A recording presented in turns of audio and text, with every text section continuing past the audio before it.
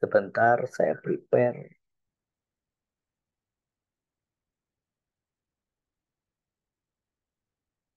Assalamualaikum warahmatullahi wabarakatuh. Alhamdulillah wa syukurillah. La haula wa la quwata illa billahil aliyul azim. Bapak Ibu, teman-teman semuanya yang berbahagia, bersyukur kita bisa melanjutkan di rangkaian kelas mental block terapi di sesi kedua. Di sesi kali ini kita akan membahas tentang gimana kemudian menghancurkan mental block itu. Kemarin kita sudah mulai memetakan teman-teman ada di level mana. Dan saya bersyukur tidak ada yang di level loser, sebagian ada di fighter. Artinya sebagian dari kita adalah para pejuang yang sedang keluar dari fase-fase yang mungkin selama ini kita anggap melelahkan.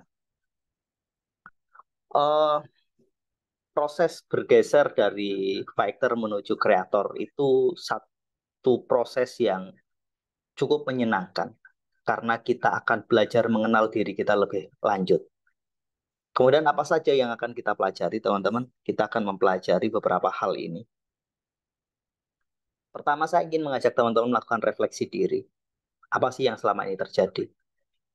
Kemudian saya ingin mengajak teman-teman untuk memahami sumber dari mental block itu apa, dari mana. Salah satu dampak negatif dari mental block adalah repetisi sebuah pola, teman-teman. Repetisi sebuah peristiwa.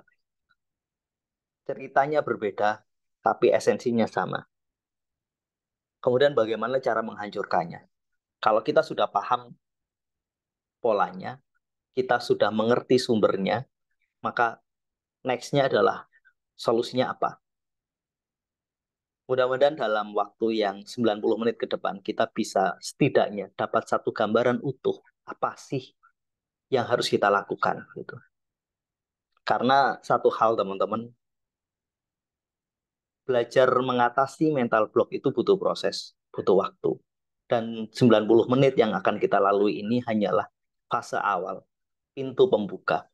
Mudah-mudahan setelah pintu ini terbuka, teman-teman bisa berjalan dan memperbaikinya secara step by step. Oke, next. Saya ingin mengajak teman-teman refleksi diri. Coba teman-teman perhatikan beberapa pertanyaan ini. Pertama, coba kita ingat, hal negatif apa sih yang terus berulang dalam diri? Saran saya ambil ballpoint, teman-teman. Tulis di kertas. Hal negatif apa yang selama ini berulang dalam diri kita? Refleksi, ingat peristiwa, mulai dari uang, pola uang kita bagaimana, mungkin relasi, bagaimana pekerjaan, bagaimana persahabatan, bagaimana kesehatan, atau apapun. Coba pahami, ada nggak satu kondisi, satu situasi yang berulang?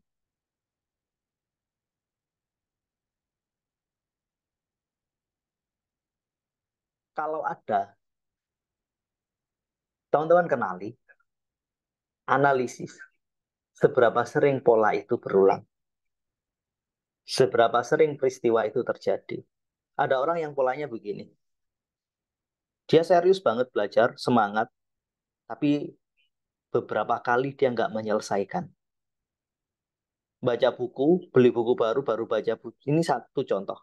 Beli satu buku, baru baca 30% atau 60%, merasa nggak menarik, ditaruh. Atau merasa sudah tahu semuanya, selesai beli buku lagi. Ada orang yang polanya ketika membaca buku selalu nggak selesai.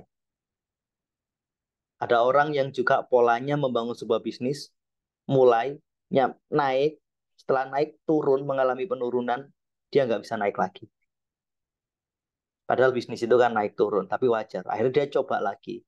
Fasenya sama. Awal-awal mulai keren, bagus semuanya, setelah itu naik tinggi, habis itu jatuh lagi. Terus seperti itu. Ada yang nggak gitu. Ada yang relationship-nya. Ada yang dia bertemu dengan orang yang baik beberapa kali dan sebagainya. Polanya selalu sama, ditinggalkan. Karena ada pihak ketiga. Kalau enggak, dia ditinggalkan atau dia yang meninggalkan karena mulai merasakan bosan. Maka pahami, pola-pola ini adalah pola yang membuat kita terjebak di situ.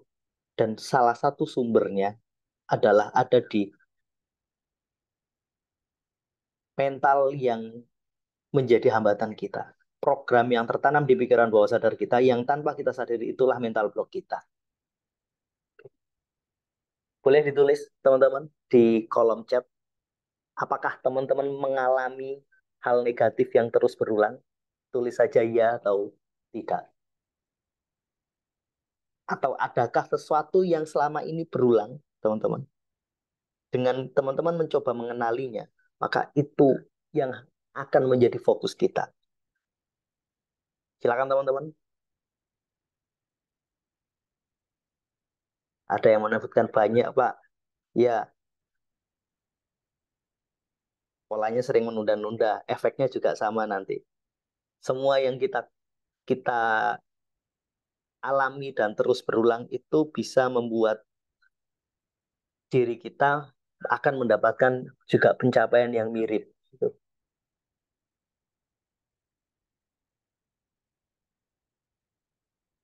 Oke, ada yang mudah tersinggung. Gitu. Jadi teman-teman dicoba mengenali. Hari ini kita bercermin pada diri kita. Ketika itu terus terjadi, efeknya apa? Apakah kita nyaman dengan kondisi itu? Apakah kita puas dengan capaian kita ketika terjadi pengulangan-pengulangan itu?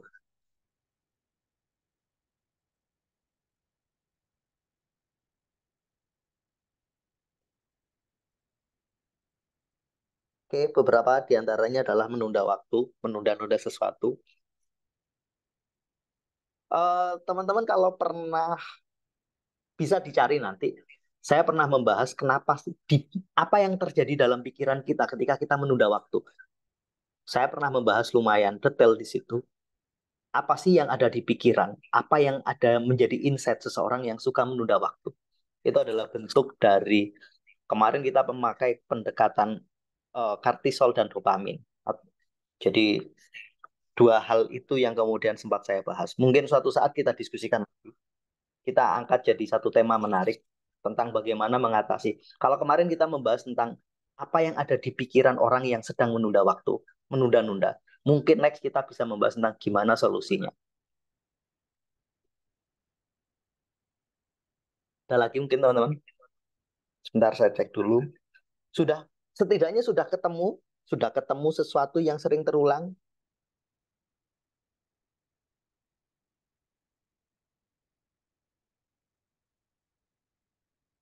Oke, ada yang terjebak dengan penyesalan, sering salah membeli barang kemudian menyesal. Nanti orang-orang yang terjebak dengan penyesalan itu adalah orang-orang yang paling tidak beruntung.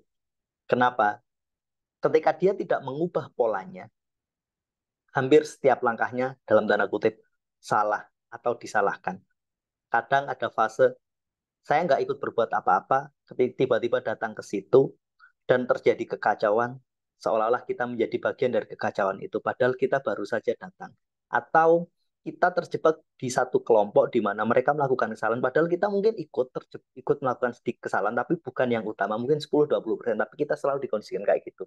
Kalau nggak beli barang, kalau nggak nyesel, tahu gitu saya ikut. Ternyata di sana menyenangkan, padahal perkiraan kita enggak. Teman-teman yang sering terjebak pada kondisi penyesalan, merasakan kayak gitu enggak? Apakah benar sering banget terjebak pada situasi yang kita diposisikan pada situasi yang tidak tepat? Jadi kadang bukan kita yang melakukan kesalahan, tapi situasi dan kondisi menempatkan kita pada satu situasi gitu, yang sangat nggak nyaman gitu. Akhirnya apa? Sering banget terrepetisi kesalahan-kesalahan itu. Beli kursi misalkan, katanya bagus, ini ternyata ketika kita beli pas nggak bagus, lagi nggak beruntung saja. Ada saja hal yang memuaskan seperti itu. Itu polanya. Ada lagi sering menunda waktu. Beberapa orang menyatakan sering menunda waktu. Terima kasih sudah bergabung. Oke, selalu terlambat dalam mengambil keputusan. Eh, akhirnya menyesal gitu. Jadi teman-teman ketika menyebut selalu terlambat dalam mengambil keputusan, yuk selalunya diubah. Ketika selalu itu apa artinya? Selalu itu repetisi. Kemarin terjadi, sekarang terjadi, besok terjadi. Spontanitas kata yang teman-teman tulis. Kemarin saya sempat menyampaikan bahwa dari kata per kata saja kita bisa menganalisis apa yang terjadi. Spontanitas kata selalu itu menunjukkan bahwa program di dalam pikiran bawah sadar kita sedang berjalan dan akan terus berjalan. Gimana caranya dikasih jeda dengan batas waktu yang jelas. Kemarin beberapa kali mengambil keputusan yang terlambat. Jadi kita perbaiki itu. Tapi nggak mudah, ia belajar. Itu artinya apa yang menjadi spontanitas kita itulah yang ada dalam pikiran bawah sadar kita. Oke, sudah mulai ketemu, teman-teman mengingat-ingat lagi, mulai belajar menganalisis apa penyebabnya. Kalau sudah oke, sudah paham, coba teman-teman hubungkan dengan pertanyaan yang kemarin. Pertanyaan yang kemarin sempat kita berikan, yang sempat saya berikan kepada teman-teman di grup, ada di nomor berapa yang skornya tinggi, gitu. Kalau sudah ketemu di skor berapa yang tinggi, mungkin, mungkin itulah sumbernya, itulah yang harus kita perbaiki. Jadi teman-teman yang sudah kemarin isi kuesioner dan lain sebagainya, bisa dibuka lagi, itu. Kemudian kita cek. Sebentar, saya mau ngambil satu contoh dulu.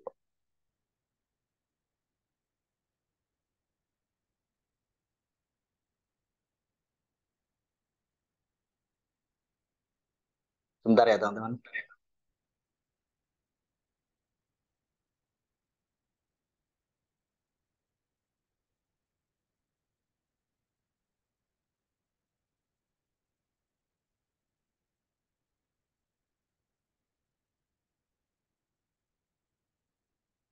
Saya cek dulu, saya ambil contoh. Oke.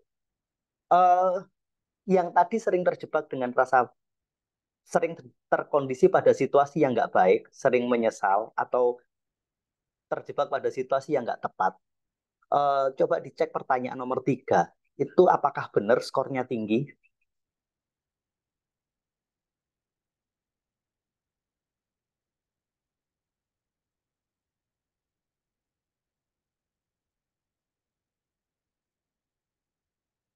Dua dan tiga. Mungkin yang tadi merasa kadang sering terlambat ambil keputusan atau sering terjebak. Oke, benar ternyata. Wahyu menyatakan benar. Artinya, ini menunjukkan bahwa itulah sumbernya. Jadi, rasa bersalah dan sejenisnya itu yang membuat kita terjebak pada situasi yang tidak menyenangkan itu. Setidaknya di sini teman-teman sudah mulai paham polanya. Saya ngasih contoh satu aja. Padahal dari 16 angka itu nanti kita bisa petakan masing-masing. Ketika skornya tinggi artinya apa? Kalau skornya 2 artinya apa? Dari level itu bisa. Cuman saya tidak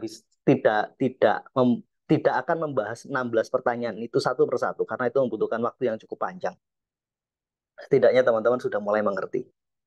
Yang kedua, teman-teman, apa sih yang menjadi mental block yang selama ini menghambat teman-teman?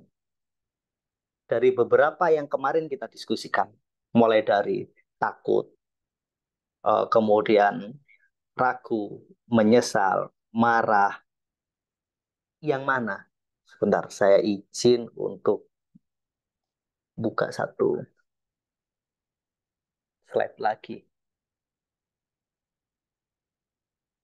Bentar ya teman-teman.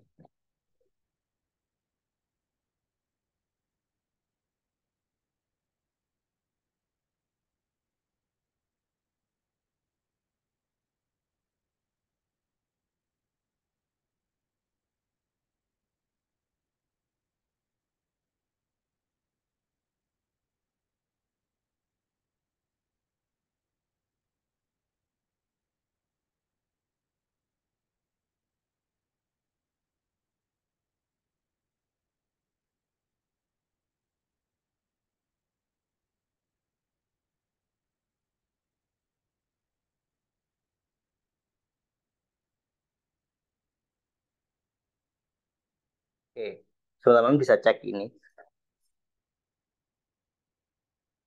Pertama, ini beberapa kondisi dari pertanyaan kedua tadi, mental block mana yang menjadi penghambat selama ini yang teman-teman rasakan. Pertama, ketakutan dan keputusasaan, apakah ini? Yang kedua, apakah rasa bersalah atau penyesalan? Yang ketiga, keserakahan atau kebanggaan atau kesombongan? Atau mungkin kemarahan dan kebencian? Jadi dari beberapa pertanyaan itu tadi, mulai dari keserakahan dan kebanggaan, kemudian rasa bersalah atau penyesalan, kemudian ketakutan atau keputusasaan, yang terakhir adalah kebencian atau kemarahan, yang mana yang teman-teman alami? Boleh mungkin ditulis di kolom chat. Itulah yang harus menjadi fokus kita. Maka pertama kita harus memetakan polanya. Lewat apa? Refleksi. Oke, ketakutan. Oke,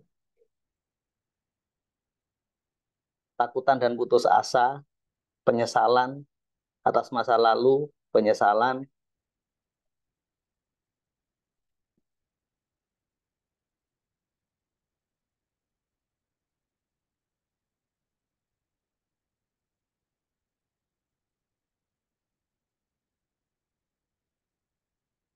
Saya selalu menahan diri untuk mengungkapkan pendapat, kemudian setelah di rumah baru menyesal gitu. Dan merasa tidak berdaya. Oke, artinya keputusasaan merasa tidak berdaya. Ada yang menjadi ketakutan, ketakutan dan kekecewaan, ketakutan, ketakutan, kebanggaan, sombong. Oke, ya, Triyono, thank you. Oke, setidaknya teman-teman sudah mulai kenal apa yang terjadi pada kita. Itulah yang selama ini menghambat kita, itulah juga yang selama ini membuat kita terjebak pada situasi kita mengalami repetisi terus-menerus. Pertanyaan berikutnya, apakah teman-teman ingin membiarkan atau memperbaikinya?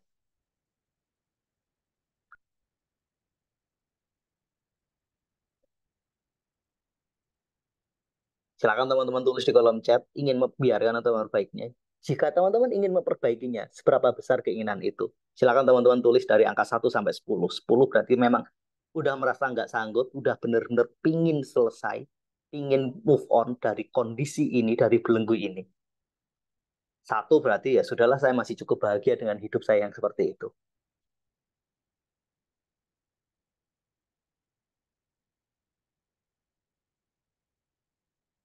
Saya ingin memperbaiki, sangat ingin memperbaiki, nomor 2 memperbaiki. Oke, mudah-mudahan yuk kita berdoa bareng-bareng. Mudah-mudahan hari ini dan seterusnya eh, Tuhan mengizinkan kita untuk berproses menjadi lebih baik. Karena sebenarnya kadang kita punya pengetahuan, kadang kita punya kemauan, tapi Tuhan yang memampukan. Walaupun semua orang punya kemampuan, tapi ada yang berhasil, ada yang tidak. Siapa yang mengizinkan? Tuhan yang mengizinkan. Tugas kita berproses, teman-teman. Tugas kita menjalani. Hasil benar-benar itu hadiah dari Tuhan, hadiah dari Allah. Jadi kita luruskan niat dulu. Hari ini kita berniat Bismillah. Saya niat memperbaiki diri, ya Allah. Beri saya pengetahuan, beri saya petunjuk. Kemudian kuatkan kemauan saya. Dan yang terakhir, beri kemampuan. Karena tahu itu penting. Kita mau memperbaiki tapi nggak tahu caranya. Bisa, tapi butuh waktu. Kadang ada banyak, dalam tanda kutip, kekacauan yang terjadi. Tahu, kemudian mau, yang terakhir mampu. Ada orang yang punya pengetahuan, ada orang yang punya kemauan, tapi setelah berproses memang dia nggak mampu. Akhirnya juga gagal.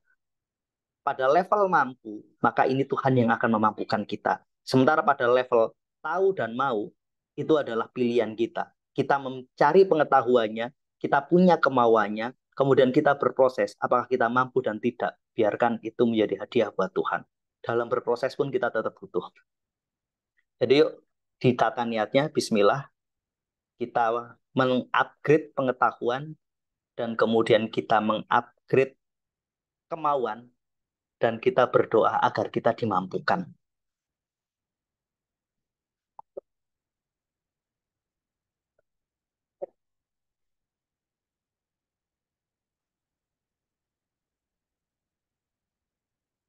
Oke, ini sumbernya teman-teman. Saya akan membahas ini agak lumayan panjang dan efeknya.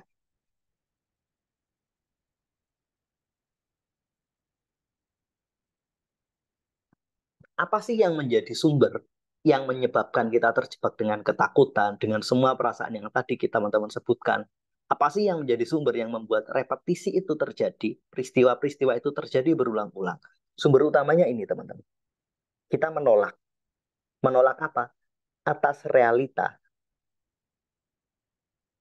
Jadi penolakan terhadap realita itu adalah sumbernya. Pertama, kita menolak atas realitas diri. Kita, saya, teman-teman semua itu punya fisik kita masing-masing, punya sifat kita, punya cara bicara kita, punya keterampilan kita, punya pengetahuan. Kita semua itu punya sesuatu. Ada yang diberikan kesempurnaan, dalam tanda kutip, menurut kita orang itu sempurna, padahal enggak. Ada yang diberikan kelebihan, ada yang diberikan kekurangan, ada yang diberikan peluang, ada yang diberikan tantangan. Maka teman-teman, ketika kita menolak realitas diri, itu yang muncul apa? Minder, sombong. Kenapa saya nggak punya rasa percaya diri? Karena kita menolak apa yang ada pada kita. Kita selalu membandingkan, enak ya dia punya ini, enak ya dia punya itu. Wah, saya pengen banget bisa ngobrol seperti itu, pinter. Nah, dia seperti itu karena ini. Jadi kita selalu membandingkan diri kita dengan orang lain. Menganggap orang lain lebih, sementara kita kurang. Kenapa seperti itu? Karena kita menolak diri kita. Kita ingin seperti mereka. Dengan semua kelebihan dan kekurangan yang ada pada kita, yuk berdamai dengan diri. Terima diri kita. Apapun yang terjadi pada kita, apapun fisik kita, apapun kemampuan kita, apapun realitas kita, terima. Ada yang dikasih kulit putih, ada yang dikasih mungkin maaf agak hitam, ada yang dikasih tinggi, ada yang dikasih pendek, ada yang dikasih gemuk, ada yang ini secara fisik. Ngomong yang lain, kesehatan. Ngomong yang lain lagi gitu. Setiap orang punya ujiannya masing-masing. Ujian pertama kita adalah kita mau ridho enggak terhadap kondisi kita. Selama kita masih terus menolak realitas diri ini, selama itu rasa minder dan sombong masih ada. Orang sombong itu siapa? Orang bangga itu siapa? Orang yang melihat diri pada sisi positif saja. Dia lupa pada kelemahan dirinya. Dia tuh terlalu melihat dirinya pada sisi yang positif. Wah, saya tuh hebat, saya punya ini, saya punya itu, saya bisa ini, saya punya. Akhirnya sombong. Sementara orang minder itu siapa? Orang yang hanya melihat diri dari sisi kelemahan. Dua-duanya nggak baik. Tapi ketika ditanya dampaknya, lebih buruk mereka yang minder daripada yang sombong dari sisi finansial.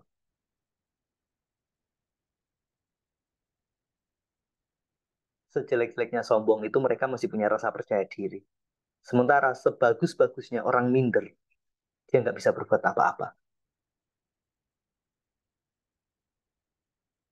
Yang merasa punya rasa percaya diri kurang, yang mungkin, aduh fisik saya nggak sesempurna dia, wajah saya nggak setampan dia, saya nggak secerdas dia, saya nggak sehebat dia, saya nggak se...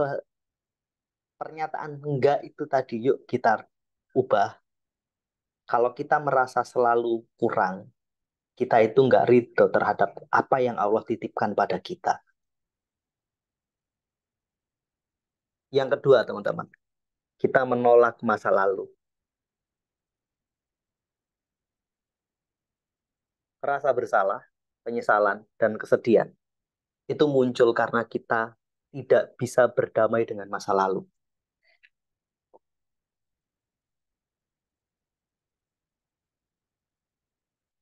Inilah yang membuat tadi teman-teman merasa terjebak pada selalu terlambat mengambil keputusan, dikondisikan pada situasi dan kondisi yang nggak tepat, terjebak pada satu mekanisme di mana kita akhirnya menyesal, salah ambil keputusan. Ini sumbernya.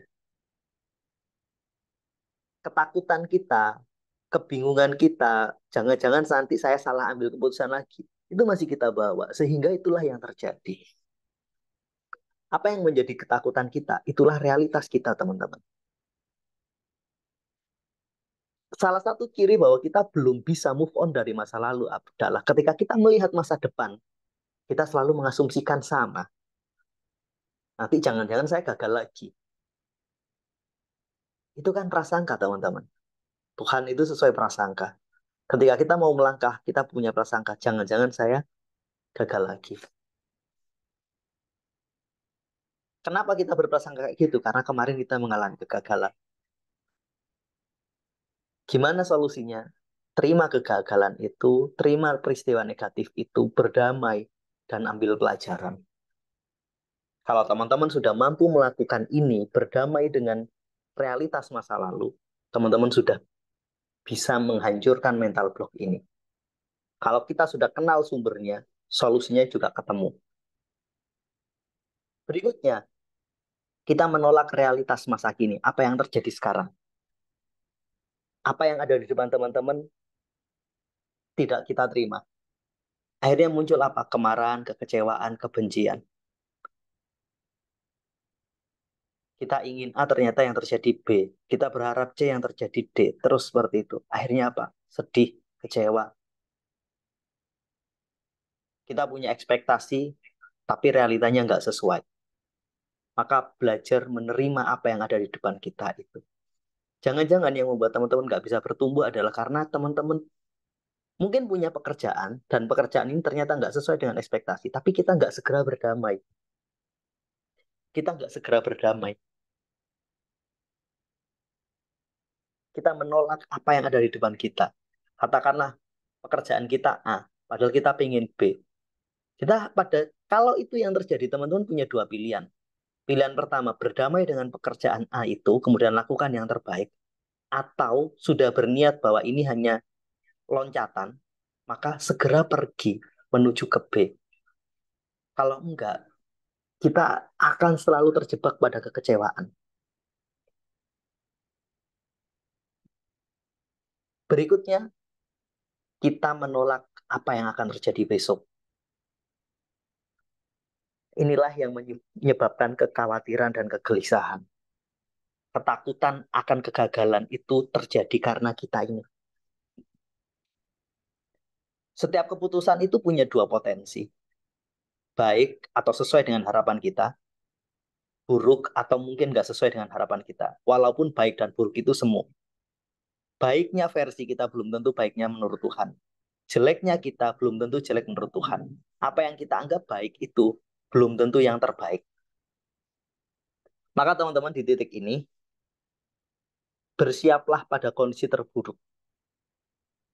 Andai kata kondisi terburuknya adalah uang kita hilang. Misalkan kita punya bisnis modal 20 juta. Kondisi terburuk adalah bisnis ini nggak jalan dan uang saya hilang. Tanya pada diri, siap nggak? Oke, saya siap. Bilang kepada Tuhan, Tuhan, kalaupun resikonya adalah bisnis ini macet dan uang saya hilang, ya sudah saya siap. Saya ikhlas. Saya percaya kepada Engkau bahwa kalaupun itu terjadi, Engkau pasti akan memberi penggantinya. Ketika itu kita lakukan, maka kita nggak bakalan terlalu khawatir. Kita akan fokus melakukan yang terbaik. Ini kayak seorang master bela diri, dia sudah berlatih dengan sangat giat, kemudian membayangkan andai kata nanti ketemu dengan musuh, dia sudah siap, dia sudah mengantisipasi. Oke, kalaupun benar-benar hilang saya siap, tapi agar itu nggak terjadi, saya sudah menyiapkan plan A, plan B, plan C. Setelah kita siap plan A, plan B, plan C, udah waktunya lakukan yang terbaik. Oke, sampai di sini dulu mungkin teman-teman ada pertanyaan atau ada yang mau berkomentar.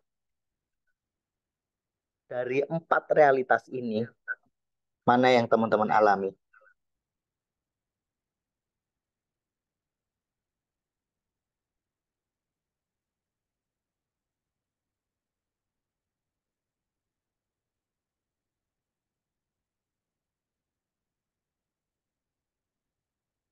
Ada satu pertanyaan, misal nih, itu, jika nilai kita sebenarnya 8, tapi orang-orang lain menilai kita 5, dan sebenarnya mereka tahu kemampuan kita ada di level 8. Bagaimana sikap kita? Oke, teman-teman punya kemampuan dan kemampuan itu baik, tapi kemampuan itu kemudian di-downgrade oleh lingkungan kita.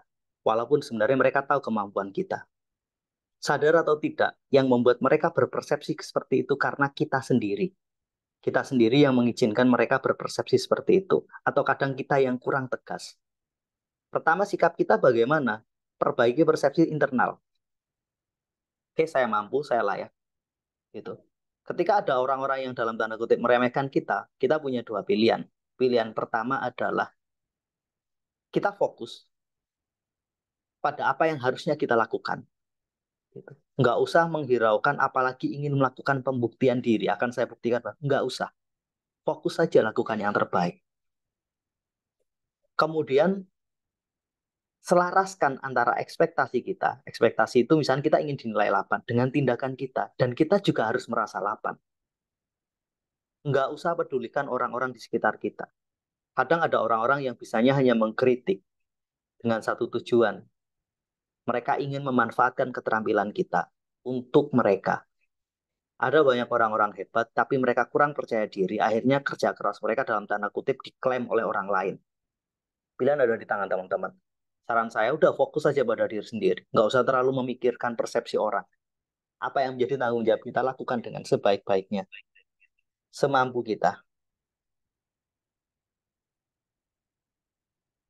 Oke, ada yang merasa belum bisa menerima dan berdamai dengan realitas diri dan masa depan. Gitu. Jadi, belajarlah mengerti kelebihan kita dan jangan terlalu melihat orang lain perfect. Saya pernah diajarkan satu cara simpel, tapi ini benar. Saya punya sahabat baik, dia mengatakan, kalau suatu saat kamu bertemu dengan wanita cantik, jadi mohon maaf ya teman-teman, ini ceritanya mungkin agak menyimpang, tapi insya Allah relevan. Jadi seorang suami atau seorang laki-laki yang sudah punya pasangan, entah istri atau pacar atau apapun itu, ketika suatu saat di jalan atau bertemu orang yang kita anggap cantik, kemudian kita kagum pada dia, dan kebetulan dia jadi rekan kerja kita, teman saya itu ngasih saran, dan ini benar. Kamu harus bisa menemukan titik lemah dia, jeleknya dia, tidak sempurnanya dia, agar kita tidak membandingkan kesempurnaan dia dengan ketidaksempurnaan istri kita atau pasangan kita. Teman-teman bisa paham ya maksud saya? Ketika kita punya partner yang luar biasa, yang hebat, yang keren, gitu. Kemudian gimana caranya? Kebetulan kalau dia adalah lawan jenis, kebetulan kita punya pasangan, bagaimana caranya agar kita tidak punya pikiran negatif atau punya pikiran untuk kayaknya dia keren gitu. Maka solusinya adalah temukan sisi lemah dia, temukan sisi dalam tanda kutip maaf jeleknya dia, kemudian bandingkan dengan sisi baik yang ada di rumah yang menjadi pasangan kita. Ini juga berlaku teman-teman, ketika kita merasa minder dengan orang lain, dia keren, dia apa, maka jangan hanya dilihat sisi baiknya, sisi keren dia, tapi coba temukan sisi lemah dia, biar kita merasa setara. Atau kalau enggak, lihat baiknya, kemudian belajar dari dia. Saya harus bisa seperti itu. Walaupun nggak sama persis, nggak ada orang-orang yang benar-benar diciptakan sama persis. Pasti berbeda. Paling simpel apa? Teman-teman lihat pemain sepak bola. Sekian ratus pemain sepak bola, mereka selalu punya karakter yang berbeda-beda.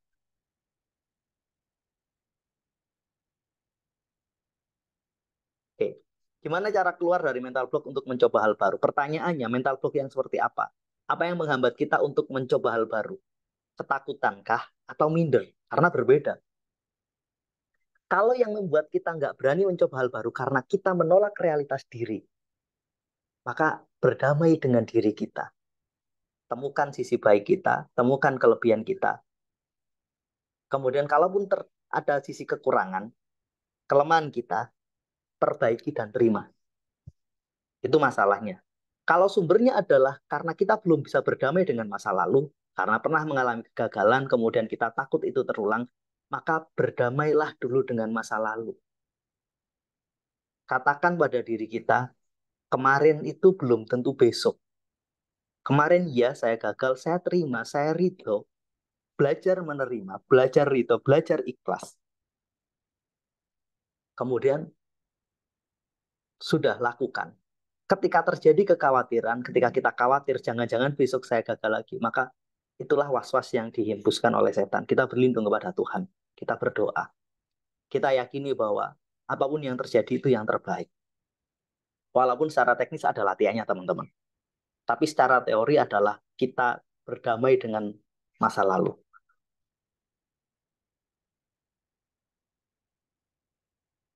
Bentar.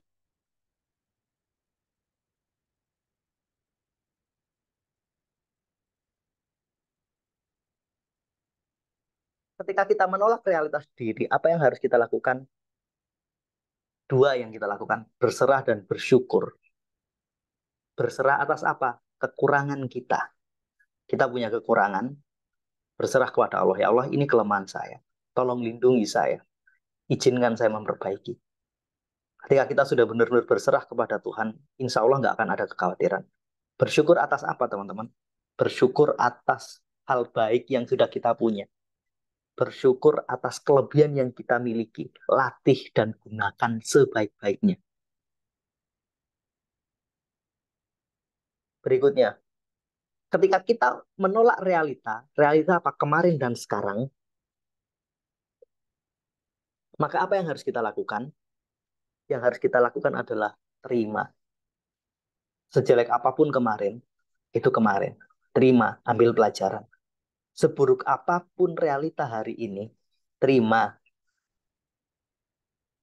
Karena apa? Kalau kita menolak, nggak mengubah apapun, kita kecewa tetap realitanya sama, kita menerima juga sama. Bedanya, kalau kita kecewa, isinya marah, isinya benci, pikiran produktif kita nggak keluar. Tapi kalau kita terima, kita ridho kepada Tuhan, minta petunjuk kepada Tuhan, kita akan bergerak. Maka belajarlah untuk acceptance. Ketika tanya, saya takut mencoba hal baru. Sumbernya dari mana? Itu dulu.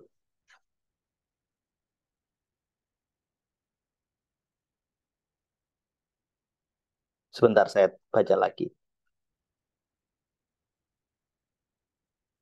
Sumbernya adalah takut, gitu kan. Kalau sumbernya adalah ketakutan dan minder, teman-teman yang punya rasa minder, ambil kertas, buat dua kolom, satu kebaikan, satu keburukan. Kenali kebaikan kita, kenali sifat unggul kita, kenali keburukan dan kelemahan kita. Kalau sudah teman-teman tahu, naikkan level hal baik itu. Kemudian belajar untuk menerima kekurangan kita dan memperbaikinya. Itu dulu. Kalau takut gagal, karena kemarin kita pernah mengalami kegagalan, teman-teman harus berpikir gini,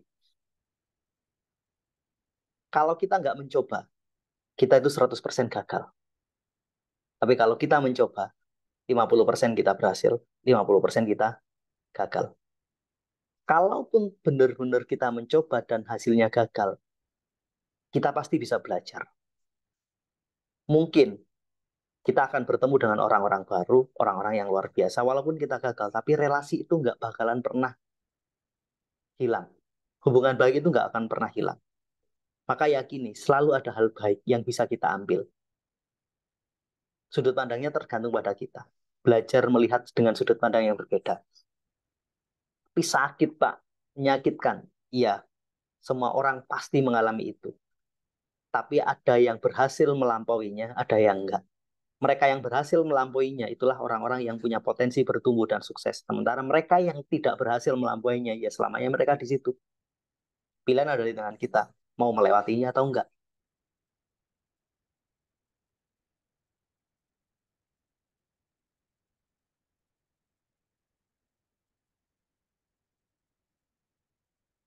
Sebentar, berikutnya. Cara menerima realitas masa lalu yang berhubungan dengan,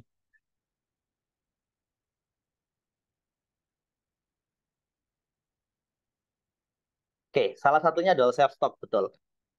Pakai cermin tiap pagi. Kalau teman-teman pernah mengikuti podcastnya Mel Robbins, salah satu orang yang menulis buku Five Second Rule, itu salah satu buku yang luar biasa. Kemudian sama konsep high five dan lain sebagainya. Saya menyarankan teman-teman silakan cari di YouTube, cari Mel Robbins. Tapi kayaknya semuanya hampir bahasa Inggris memang. Cuman itu bagus. Saya senang mengikuti podcastnya beliau karena memang banyak hal simpel yang diajarkan dan itu keren. Salah satunya adalah self-talk. Self-talk yang kita lakukan apa? Lakukan sebelum tidur dan setiap bangun tidur. Ketika kita takut, bercermin, ngomong ke diri sendiri, bro, kamu takut apa? Kamu itu luar biasa loh, kamu hebat. Tuhan menciptakan kamu dengan... Jadi kasih sugesti positif pada diri kita ketika pagi hari dan ketika di malam hari. Itu salah satunya. Self-talk adalah salah satu. Sebentar, saya baca lagi.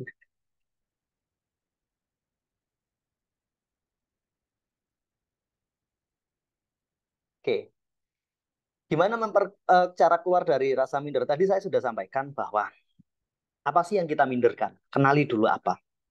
Makanya tadi saya nuliskan, minta teman-teman ambil kertas, buat jadi dua dua garis, satu hal baik, satu hal buruk. Hal buruk itulah yang bikin kita minder. Apa saja? Misalkan yang bikin kita minder adalah merasa bodoh.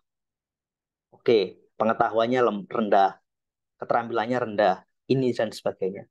Kalau ini yang membuat kita minder, minder itu ada dua teman-teman. Karena memang skill kita yang memang rendah atau perasaan kita yang bermasalah. Kalau memang skill yang rendah, maka belajar. Kalau memang sebenarnya kita mampu, kita bisa, kita punya punya keterampilan, berarti yang masalah adalah rasa kita. Maka ketika kita tahu sebenarnya saya bisa ini, tapi kenapa saya nggak berani? Kenapa saya merasa minder? Kenapa saya kadang masih merasa nggak pantas, masih merasa pengetahuan saya terlalu kecil? Begini, cara terbaik untuk mengatasi minder adalah bertindak. Kalau kita nggak pernah bertindak, kita nggak bakalan bisa melawan itu semua. Saya menyarankan kenali dulu kelebihan kita apa, kekurangan kita apa. Kalau sudah punya kelebihan, bersyukur kepada Tuhan. Kalau kita tahu kelemahan kita, kita berdoa. Tuhan, ini kelemahan saya. Ini yang saya takutkan. Bantu saya. Kemudian kalau jangan membandingkan seseorang yang sudah keren, yang sudah benar-benar apa ya, pro gitu. Kalaupun kita mau membandingkan, teliti dia, ambil pelajarannya. Jadi itu teman-teman, cara simpelnya adalah sebenarnya kalau kalau bisa dijelaskan enaknya minder itu seperti apa, secara teknis itu lebih enak. Artinya kalau teman-teman mau cerita, saya minder ketika ini, kita bisa ngasih ngasih penjelasan yang lebih konkret. Tapi kurang lebihnya seperti itu. Misalkan mau ketemu dengan siapa misalkan, eh dengan Pak Lurah, takut, minder atau nggak pantas, atau mau ngomong di depan panggung, minder. Kalau saya memilih membayangkan mereka nggak pernah ada. Ketika saya ketika saya harus berbicara di depan publik, mengadakan pelatihan, peserta-peserta yang menurut saya hebat. Ketika saya berhadapan dengan para pengusaha yang bisnisnya sudah mulai berjalan dan luar biasa menurut saya hanya berpikir gini, mereka hebat, mereka punya bisnis, tapi saya punya ilmunya. Artinya apple to apple. Saya ngerti cara merilis stres, saya ngerti cara berdamai dengan masalah. Saya punya banyak teknik yang sudah saya latih selama ini. Itu ada teknik A sampai dengan Z. Sementara mungkin mereka ngerti tekniknya, tapi nggak tersusun secara rapi. Setiap ilmu itu pasti punya pola, punya struktur, teman-teman. Teman-teman yang belajar komputer pasti punya pola terstruktur cara belajarnya. Kalau ada orang yang belajar otodidak, keren, baik, tapi mungkin lama waktunya. Sampai akhirnya dia melakukan banyak kesalahan, barulah ngerti polanya. Karena memang strukturnya belum paham. Maksud saya di sini, kita harus menemukan sisi kuat kita. kita juga harus menghargai sisi kuat orang lain. Itu berdiri sama tinggi, duduk sama rendah konsepnya. Itu cara keluar dari rasa minder. Bentar saya cek lagi di kolom chat.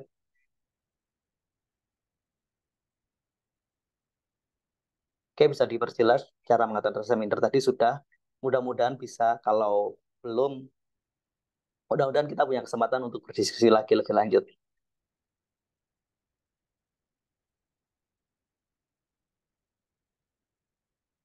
Oke, thank you. Mudah-mudahan apa yang saya sampaikan bisa membantu. Benar-benar salah persepsi. Terima kasih. Oke,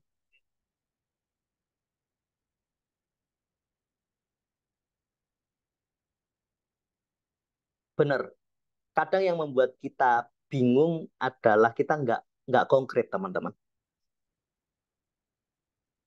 Ada satu, sebentar, beberapa waktu kemarin nggak salah saya tuh baca satu buku yang, oh ya, ada satu buku lumayan tebel yang saya baca kemarin tentang Gen Case, jadi tentang DNA kosmik.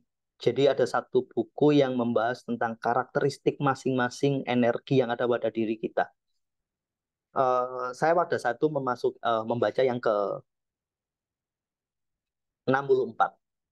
Jadi pada sifat yang ke-64, salah satu sifat manusia itu bingung, nggak ngerti atau apa. Intinya bingung gitu. Di situ dijelaskan salah satu cara untuk mengatasi kebingungan kita adalah ciptakan visualisasi konkret. Visualisasi konkret itu kalau saya harus ngapain ya? Pernah nggak teman-teman ngalami kayak gitu? Saya harus ngapain ya?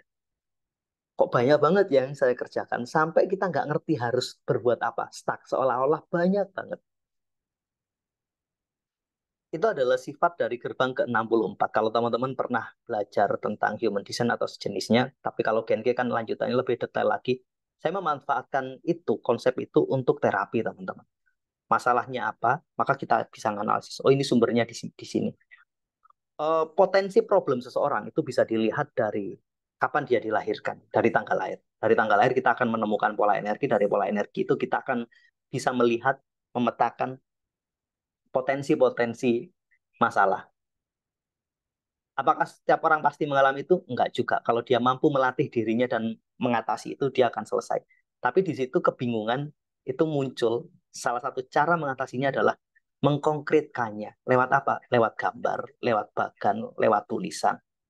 Kalau kita sudah menulis dengan lebih tepat, otak kita lebih ringan dan kita lebih mudah melakukan sesuatu. Jadi salah satu tips simpelnya, kalau teman-teman bingung, ambil kertas, tulis. Itu.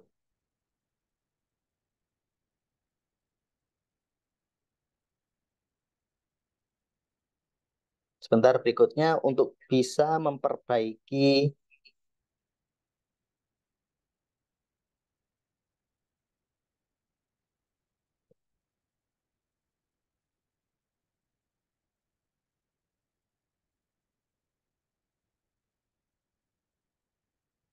Untuk bisa memperbaiki, bisakah dengan meditasi yang lebih intens? Kemarin kita sudah sempat mendiskusikan, meditasi itu punya beberapa tujuan, teman-teman. Kalau tujuan meditasi kita adalah untuk observasi, untuk mengamati diri, itu salah satu solusinya. Meditasi dengan satu tujuan, ya ini menjadi pengamat. Kita menjadi pengamat untuk diri kita. Itu adalah meditasi yang bisa. Cuman sebenarnya kalau kita sudah pernah belajar meditasi, terus kemudian digabungkan dengan beberapa teknik hipnoterapi atau teknik-teknik psikologi positif yang lainnya, itu lebih cepat. Saya belajar meditasi itu sejak 2009, 2009, 2010, sekitar 2012. Kemudian saya mulai intens belajar teknik-teknik psikologi itu di 2015. Lebih fokus lagi di 2020, 2021. Kemudian saya menggabungkan dari perjalanan itu, hasilnya berbeda, jauh lebih lebih powerful. Walau kemudian saya sempat ada di fase dalam tanda kutip meninggalkan aktivitas meditasi dengan asumsi toh ini sama saja gitu.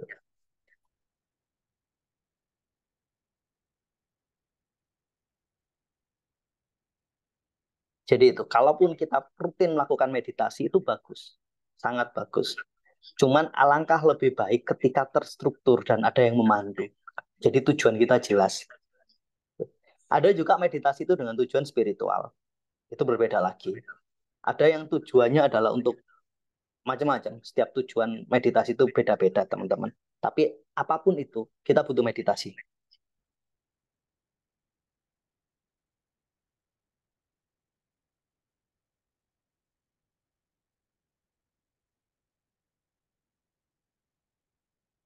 Oke, ada pernyataan menarik ini. Selama ini saya diam dan saya menahan emosi. Teman-teman, emosi itu bukan untuk ditahan. Ketika teman-teman menahannya, suatu saat akan keluar. Dan keluarnya bisa positif dan negatif. Rasa marah kalau ditahan terus-menerus, suatu saat akan ada stimulasi yang membuat kita benar-benar marah dan kita nggak bisa kendalikan diri. Oke, dari Pak Tommy, sebentar saya baca. Maaf bertanya.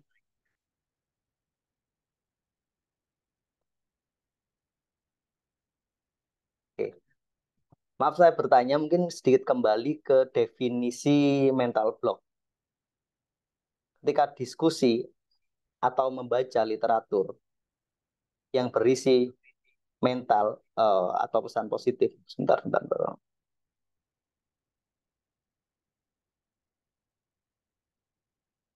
Namun sedalam hati seolah-olah melakukan perlawanan, penolakan.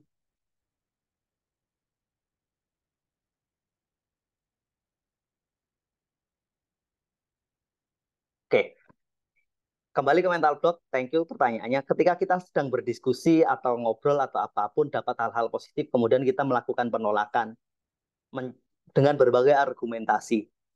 Apakah itu mental block? Bisa iya, bisa tidak. Kembali lagi pada tujuan kita. Ingat kemarin, mental block itu adalah program di pikiran bawah sadar kita yang menghambat. Jika penolakan itu ternyata adalah sesuatu yang mengamankan kita, membawa kebaikan pada kita, yaitu self-defense kita. Tapi jika penolakan itu justru yang menjadi hambatan kita selama ini, ya di situ mental block kita. Lagi baca sesuatu, ada quote, kemudian kok saya nggak cocok ya dengan ini. Ya nggak apa-apa, nggak harus kita ikuti semua. Saya belajar berbagai macam teman-teman, dan ada beberapa yang saya konsepnya nggak cocok gitu. Bahkan bertentangan. Apa yang saya lakukan? Ya saya anggap itu sebagai memperkaya diri saya. Gitu. Ketika kita ngomong terapi, menterapi orang, itu ada beberapa pendekatan, ada beberapa perspektif. Semua pendekatan itu punya kelebihan dan kekurangannya masing-masing.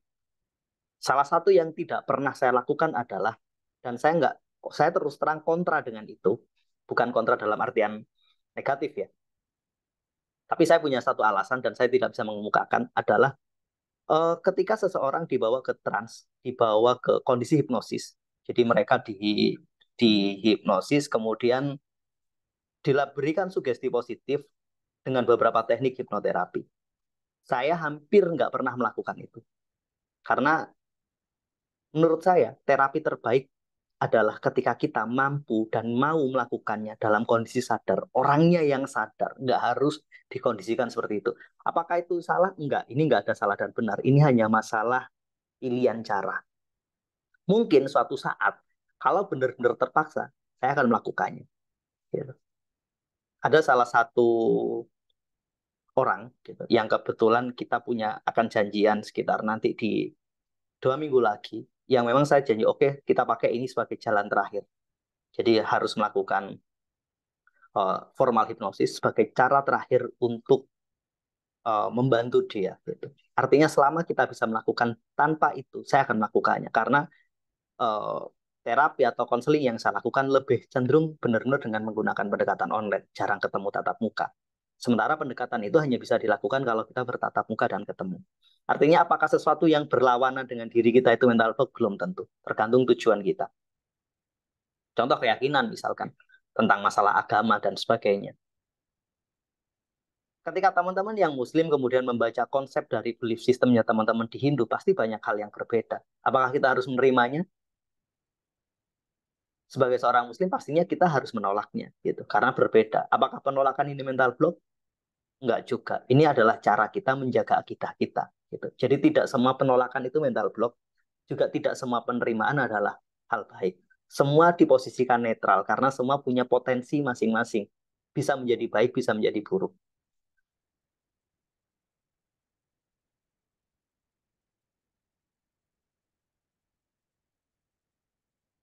Oke. Thank you teman-teman. Sebentar, Pak, lumayan banyak pertanyaannya. Adakah yang mau mungkin open mic? Kita bisa langsung diskusi lebih menarik gitu. Yang kembali ke emosi tadi, karena selama ini saya menahan emosi. Jadi emosi itu jangan ditahan, teman-teman. Emosi itu harus kita alirkan yang negatif. Seperti orang yang bahagia, dia kadang tersenyum, tertawa itu bentuk bentuk ekspresi emosinya. Orang yang sedih, dia menangis itu adalah bentuk ekspresi emosinya. Karena memang kita butuh, butuh seperti itu. Kalau kita menahannya bahaya. Ada orang yang kelihatannya sabar, apa tapi selama ini benar-benar nahan tiba-tiba apa sakit teman-teman, kena serangan jantung atau sejenisnya.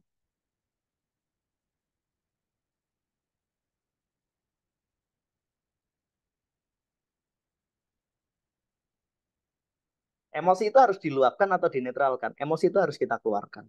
Saya ngasih ibarat begini. Ini ini satu satu gelas teman-teman, kelihatan ya teman-teman, mudah-mudahan kelihatan. Jadi ini ada isinya. Ini kotor. Hati kita itu satu mirip kayak gelas kayak gini. Ketika isinya kotor, isinya nggak baik, maka jangan disimpan. Ketika disimpan apa yang terjadi? Ketika ada air yang bersih, barang-barang yang baik masuk ke dalam, akhirnya tercampur jadi satu, akhirnya menjadi kotor lagi. Maka solusinya apa? Kita keluarkan dengan cara yang baik. Solusinya itu. Keluarkan emosi negatif itu dengan cara yang baik, sehingga yang tersisa hanya yang positif saja. Teknik mengeluarkannya macam-macam. Itulah yang kemudian disebut dengan rilis. Ada yang alami, alami itu diberi dengan nangis dan sebagainya gitu. Itu alami, itu memang ekspresi. Ada yang maaf, cerewet, dia marah-marah, semua orang dimarahin. Dianya nyaman karena bisa melepas emosinya. Tapi orang yang kenanya di sampingnya nggak nyaman. Makanya katanya, ini saya nggak tahu tapi risetnya. Kenapa kadang lebih banyak perempuan yang berumur panjang daripada laki-laki? Karena si laki-laki, sang suami, jadi korban istrinya. Karena istrinya cerewet terus, sementara yang suami berusaha menghindari konflik, dia menghindar, menghindar, menghindar, tapi ngempet, akhirnya sakit. Walaupun belum tentu. Nggak, ini hanya jokes, teman-teman. Intinya, emosi itu harus kita keluarkan dengan cara yang baik. Kalau nggak akan kesimpan lama dan itulah yang kemudian menguasai kita.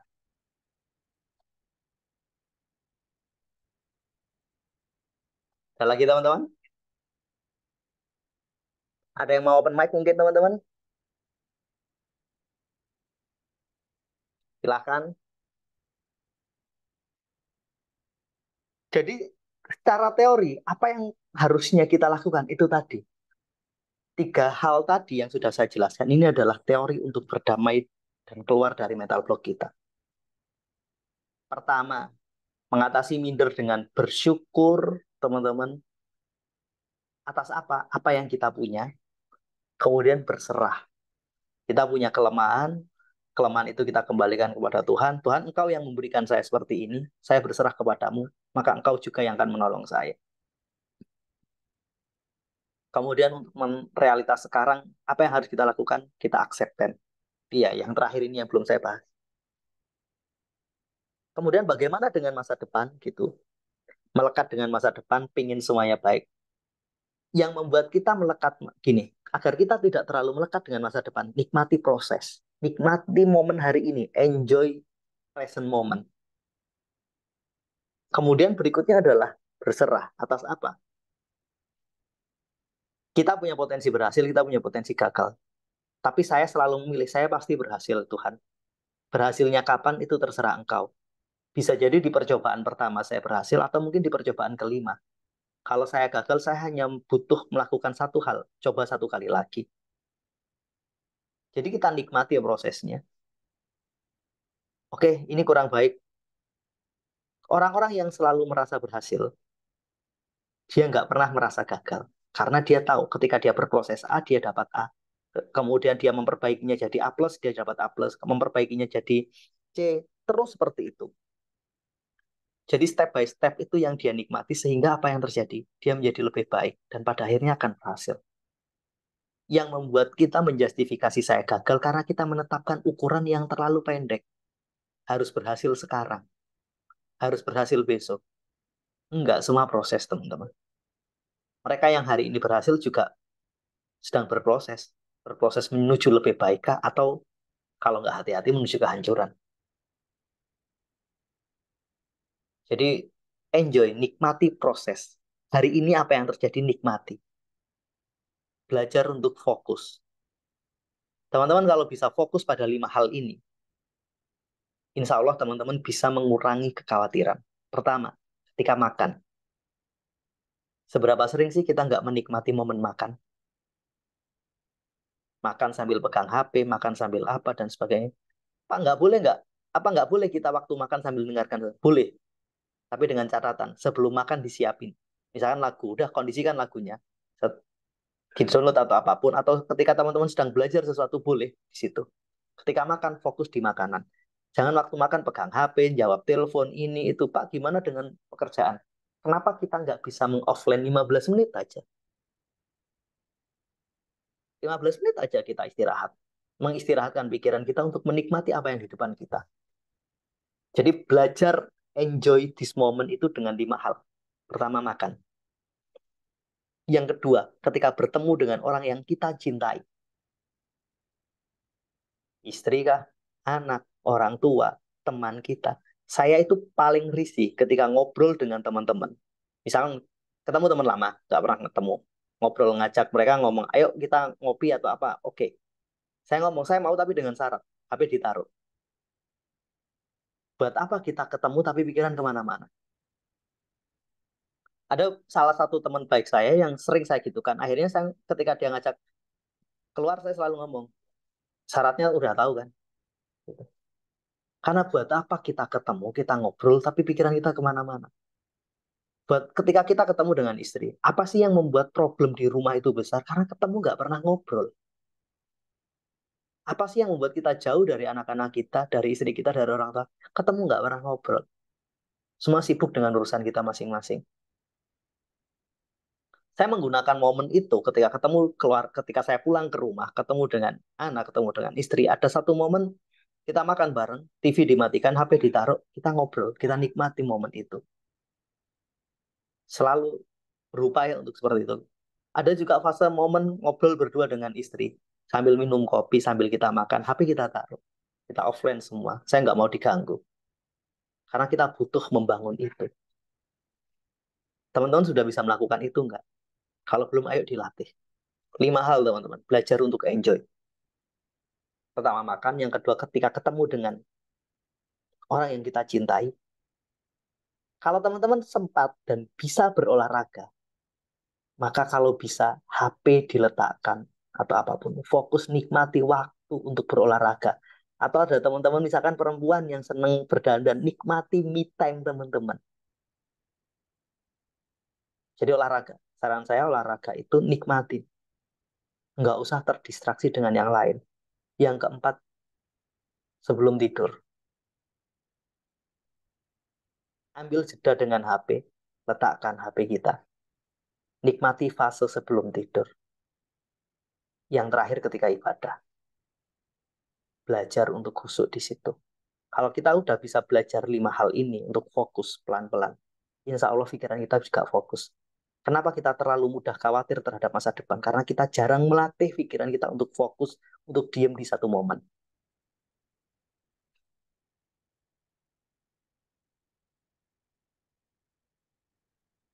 Oke teman-teman, ada lagi? Boleh dong saya ingin dengar suaranya.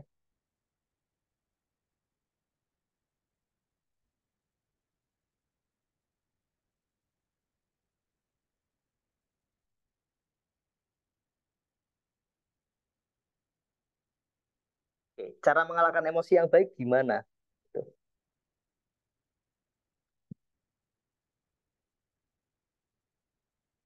Di, oh, saya lihat di mana ya? Kalau nggak salah di Jepang. Tolong koreksi kalau saya salah. Ada satu restoran yang menyediakan piring untuk dipecahkan. Jadi mereka yang lagi emosi, yang lagi marah, yang mau apapun, silakan dilampiaskan di situ. Selesai, kemudian mereka makan, kemudian mereka membayar semua piring yang mereka pecahkan itu. Ini salah satu cara yang menurut saya baik. Ini keren. Teman-teman ada yang seneng olahraga, seneng tinju, seneng apapun, keluarkan di situ. Marah, ya udah pukul samsat itu seolah-olah kita mau memukul dia. Apapun itu, yang penting positif. Banyak cara, teman-teman. Ada yang seneng gambar, yang gambar. Tumpahkan emosi kita dengan melukis. Teman-teman punya hobi apa? Luapkan di situ. Teman-teman pernah ada ngelihat satu, saya lupa di mana, film atau apa gitu. Ada orang dia ngobrol sendiri, ngajak ngobrol si burungnya. Pernah kan ada orang yang kayak gitu?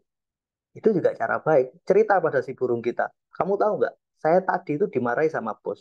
Bos itu gini gini. Ya udah gitu. Karena ketika teman-teman cerita ke orang itu nggak menyelesaikan masalah, nambah masalah iya. Tapi ketika kita luapkan di benda mati atau apapun, atau mungkin kalau perlu ambil sajadah, gelar sajadah, kita curhat pada Tuhan. Banyak cara untuk melepaskan emosi asal itu positif. Jadi apakah kita sedih? Apakah kita marah? Lampiaskan dengan baik. Keluarkan.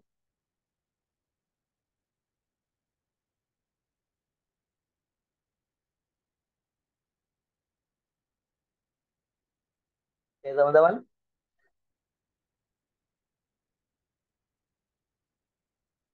So pada akhirnya,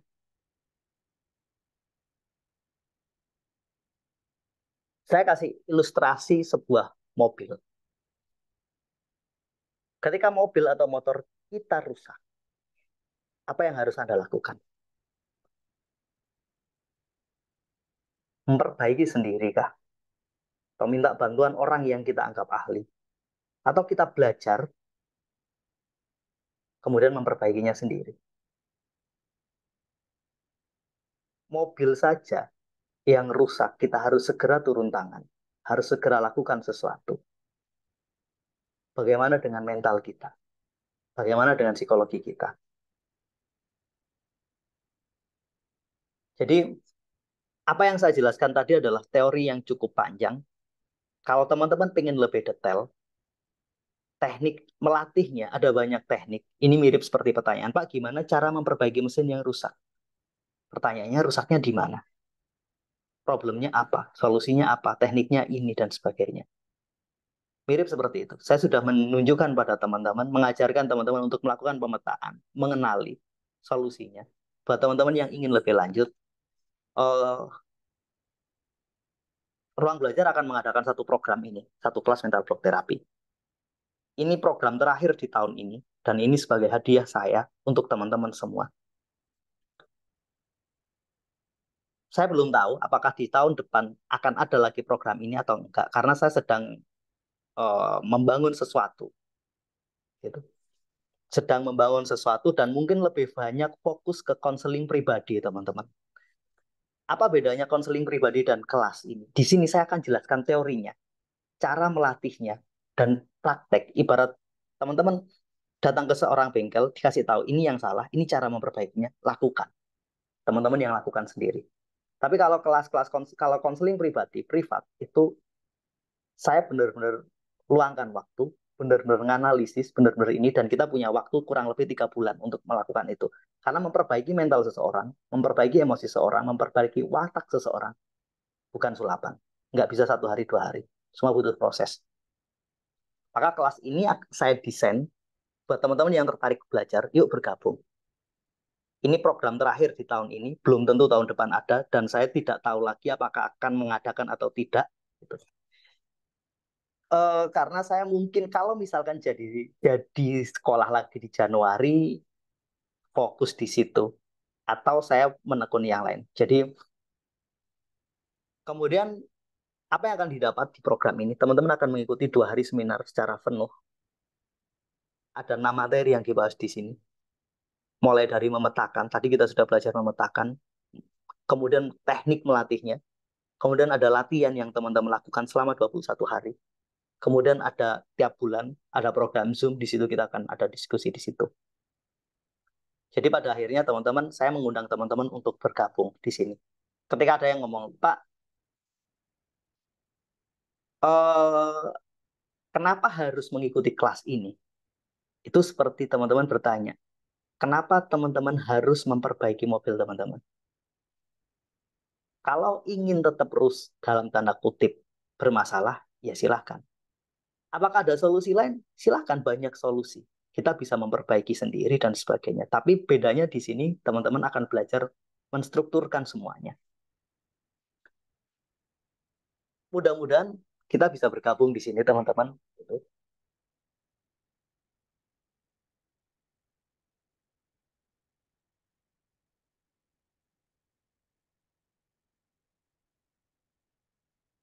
Oke, ada satu pernyataan, sudah nggak bisa ngomong apa-apa, Pak, seperti ditelanjangi diri saya.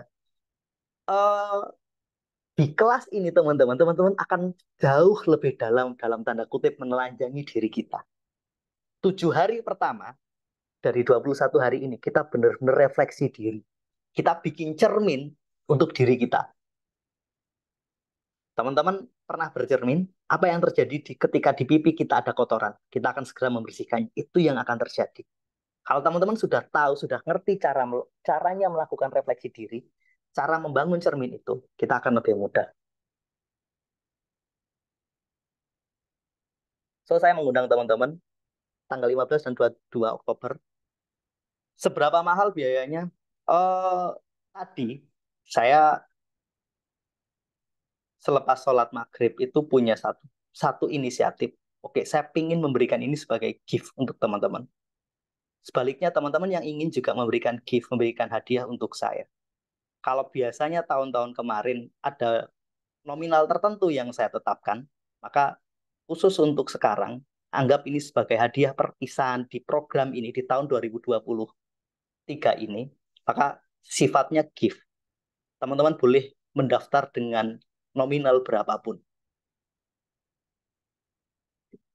Karena yaitu tadi, ada sesuatu yang harus saya selesaikan dan saya belum tentu bisa mengadakan program ini lagi.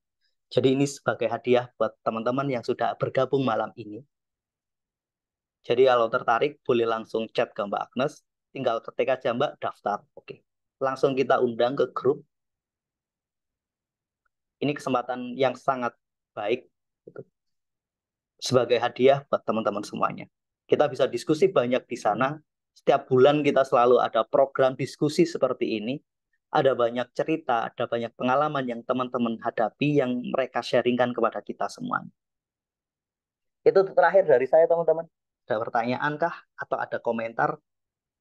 Jadi kesempatan luar biasa ini, saya tidak menetapkan berapapun nominalnya, ini adalah hadiah buat teman-teman. Maka silahkan teman-teman juga mensupport kami dengan memberikan hadiah untuk kami. Jadi kelas ini benar-benar saya desain dengan konsep ini adalah hadiah pemikiran saya untuk teman-teman semua. Yuk kita bertumbuh bareng-bareng.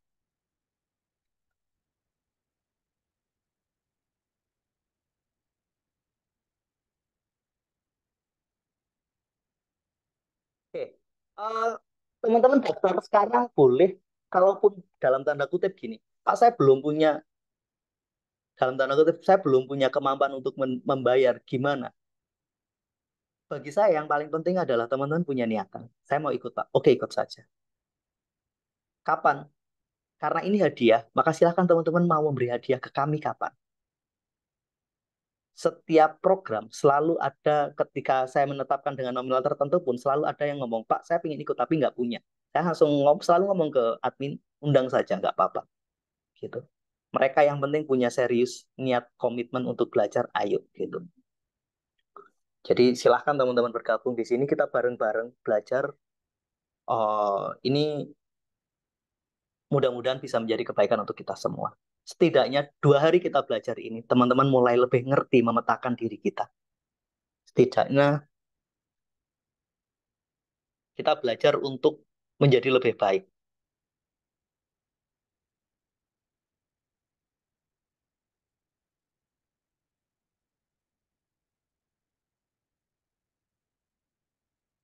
Eh, ketika ada pertanyaan minimal berapa? Komitmen saya dari awal, saya ingin mengakhiri program ini sebagai sebuah hadiah. Semakin banyak, semakin baik. Teman-teman boleh memberi sekarang, boleh memberi nanti, boleh berapapun. Nikmati, rasakan manfaatnya. Kalau ini benar-benar bermanfaat, ini bernilai, teman-teman boleh menambahnya.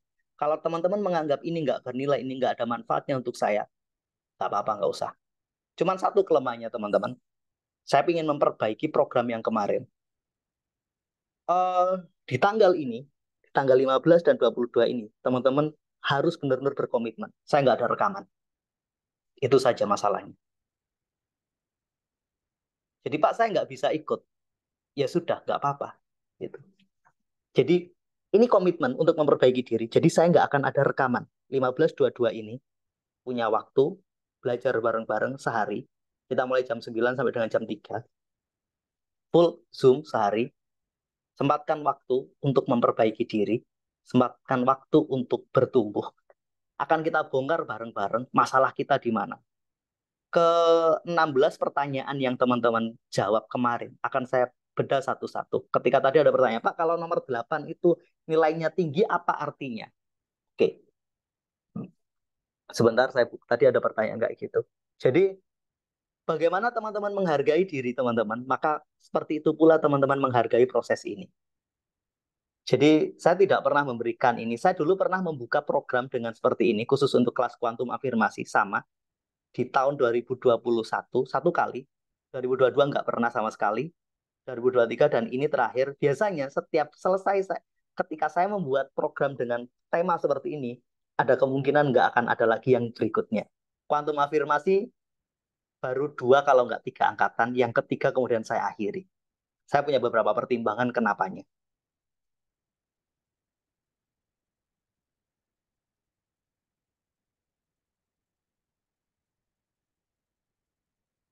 Oke teman-teman, thank you untuk waktunya. Sampai ketemu di tanggal 15 dan 22 Oktober. Kita akan belajar bareng-bareng di sini. Kemudian selama 21 hari ini, dalam proses 21 hari ini, saya akan memberikan beberapa rekaman. Ada beberapa materi yang akan saya berikan kepada teman-teman. Eh, di minggu pertama ada satu materi, di minggu kedua ada satu materi, di minggu ketiga ada satu materi, tapi semua adalah rekaman teman-teman. Jadi teman-teman silakan belajar di situ. Kemudian baru di akhir kita akan diskusi bareng-bareng. Kita akan bareng-bareng teman-teman. Diskusinya di mana teman-teman bisa tanya di grup. Kalau teman-teman memang ada masalah, ada kesulitan dan sebagainya, boleh tanya di grup. Jadi nanti ada grup khusus yang kita buat untuk diskusi bareng-bareng dan ini akan kita rutinkan. Oke, bisa langsung chat admin, teman-teman. Pendaftaran bisa dimulai sekarang boleh atau besok juga boleh. Itu. Terima kasih atas waktunya. Saya akhiri. Assalamualaikum warahmatullahi wabarakatuh. Waalaikumsalam warahmatullahi wabarakatuh.